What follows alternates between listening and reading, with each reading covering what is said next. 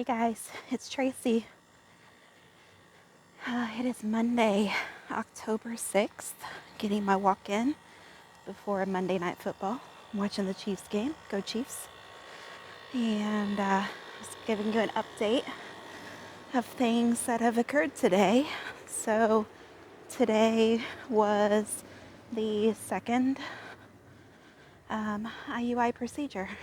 And going on a Monday morning, bright and early, so we got up at 6 to be out the door by 7, to be at the doctor's office by 9, and at 7:30 I have to call a phone number to start the thawing process for the sperm sample. And so all of those things happen just fine. Traffic on a Monday morning going into the city is not Trent's most enjoyable part of the whole thing. So he was having all kinds of feelings. When I asked him this morning how he was feeling, he said scared. And what he ended up saying was not really scared, but anxious. And it seemed that it was more so because of the travel, not because of the procedure. But anyhow, got there, got it completed. This was another new face, another new team member that's come across with this process. And, they only set 5 minutes aside for this appointment. That's how quick it is. So I know everybody thinks that it's pretty substantial what's happening, and it's really not. The process itself, you go in and you strip down from anything from your belly button lower, and you sit on the bed, and they have everything waiting for you. You can cover with a sheet at that point. Tip for anybody doing this, real big tip, I talk about it with Trent all the time, and I'm going to call it a hack, okay? So my hack for this whole process, guys, is whenever you're having a procedure like this done where you have to strip bare from the bottom down, I like to wear a cardigan on those days. I usually wear a t-shirt and a cardigan with it, and that way, whenever you are stripped down and have the sheet across your lap, and I know you can tuck the sheet around, but you always feel so exposed, but your cardigan will lay against the table behind you, and so you're definitely covered that way. So there's my little life hack for you guys. Just makes me feel better knowing that I have that on. So you sit on the table, and feet go in the stirrups. You scooch your bottom all the way to the base of the bed before you lay down. And anyhow, procedure doesn't take long. They put the scapula in, or scapula, is that right? Y'all, I don't know. Let's just call it the duck bill, okay? I can't think of my words right now. I'm pretty sure that's the word, right? Anyhow, same thing that you would have if you were having a prostate exam done. It's inserted in so that it can spread open and they have a workable area where they can view. Then they basically put in the stent line and or like a catheter line, however you want to look at it. And they insert that line all the way up to your cervix before they administer the sperm, and boom, bam, it's done. So it's a very simple process. I'm not trying to make light of it, guys. It's of course stressful, and they do their absolute best to keep you at ease. They're gonna make small talk. They're using their bedside manner, but it just is what it is. It's not the worst part that I've experienced yet. And then afterwards, you might experience some things like mild cramping, just general kind of like, I don't know, period symptoms, and it's not been anything that's unbearable. So you just want to make sure that for those 5 days when everybody might still be swimming, that You stay out of hot tubs, and you don't use any heating pads or hot water bottles and things like that. And I told her I was concerned last time because you kind of forget that everything's happened and you're just going about your normal day. But I was leaving work and getting into the car. I have black seats in my car and my windows were rolled up. And so when I got in on a 90-degree day, the seats felt very hot. And I just thought to myself, did I just ruin my chances? Because if I'm not supposed to use a hot water bottle, like those seats are really hot, you know? And for all of you that say, well, don't you have auto start on your car? Yeah, I do. I also have ADHD and forget that I have things until I'm walking out to it, and that doesn't really do much for me. So, anyhow, it's part of it. Got lots of fall decorations happening, everybody. So I'm kind of glancing around. It's actually chilly out. I'm only in my t-shirt. I didn't bring a sweatshirt or anything, and I'm feeling chilly, but I like it. I like fall weather, so it's been raining for most of the day. Good soaking rain. I know that might put off harvest and everything, but we've also just needed some rain. So anyhow, I've got that happening.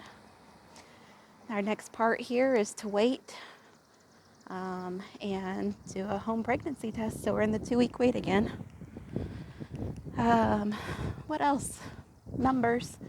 Okay, so numbers that we discuss. Of course, you have to sign your consent form whenever you go in. Sorry, my earpiece is bugging me. I'm thinking that I might have the wrong one in, but that's okay. We're going to work with it.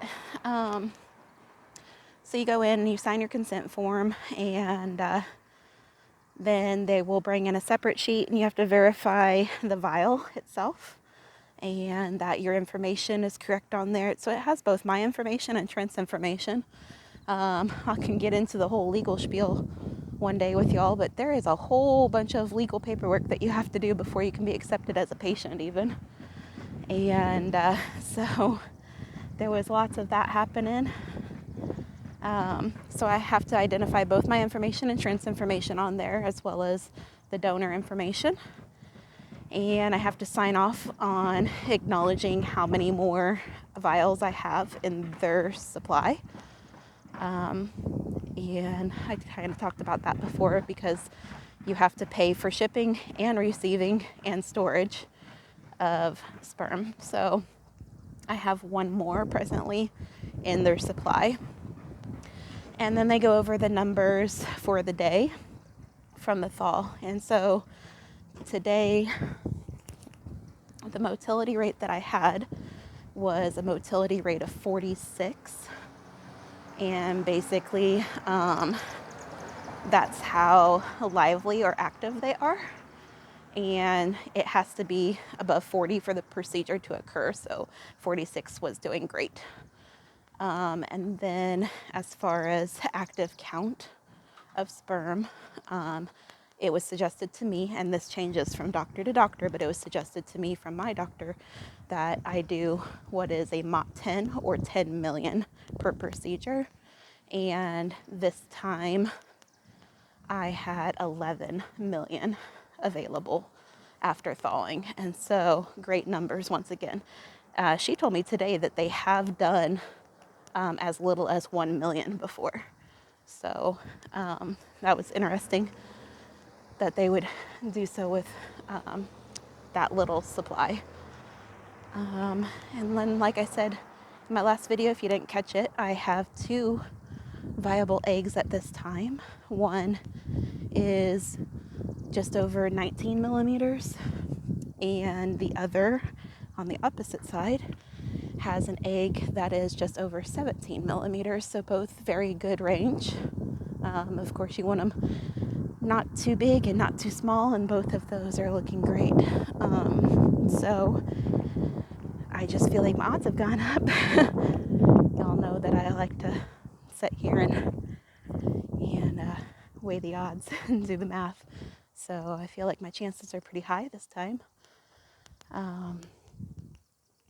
What else, guys? I don't really know. went ahead and had the day off. Trent and I did grab lunch afterward.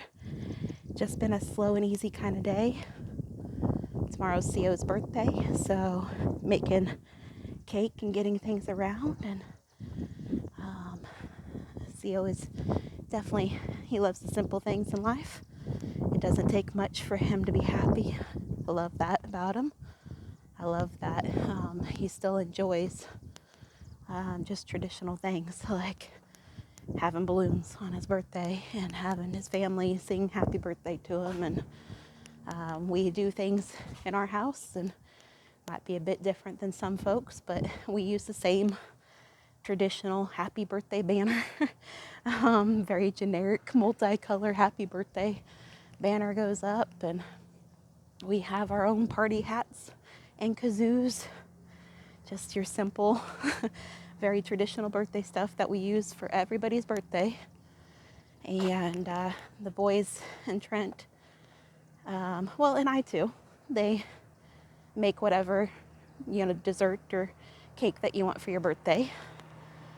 And in our house, the special part is that you are usually woken up on your birthday morning to singing happy birthday, and you might be covered in balloons or confetti whenever you wake up. And then we have cake for breakfast on your birthday in our house. Everybody gets to have cake for breakfast and or dessert. Mine, I wanted apple crisp, so that was my birthday dessert, and it was good, very good. So anyhow, that's the kind of stuff that you might expect in our house for birthdays. And tomorrow morning, Theo turns 22, so I'm sure he's gonna enjoy all of that. Anyhow, and then you would usually pick what you want for dinner, either to cook at home or sometimes to go get. And tomorrow we're gonna go get his favorite food, which is Sonic's Coney dogs for dinner. So just a simple, easy peasy night. It'll be good. He loves the Chiefs, so we're watching the Chiefs game tonight. He's had his dad in for the weekend. They got to spend lots of good quality time together too. And anyhow, there's lots happening. But we enter into the very seemingly long 2-week wait now, guys. And it's gonna be, I don't know.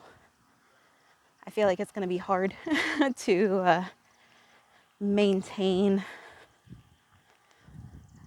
I don't know, to keep myself occupied, to maintain the day-to-day. I'm feeling optimistic. I feel like it should work. The numbers, that I'm crunching in my head, they all say that it should work. But you just never know. And so that's where we're at, guys. Anyhow, thanks for watching. Thanks for following along. If you are watching and you do something special for birthdays like we do, leave it in the comments and let me know what kind of birthday things you do in your home. It's always fun to review those comments and see what everybody else is doing. But yeah, for this 22-year-old, it's going to be our classic birthday at home. And I'm sure everybody will enjoy it. So I will take pictures and try to post some of those too and keep you guys updated. I'll talk to you next time. Bye, guys.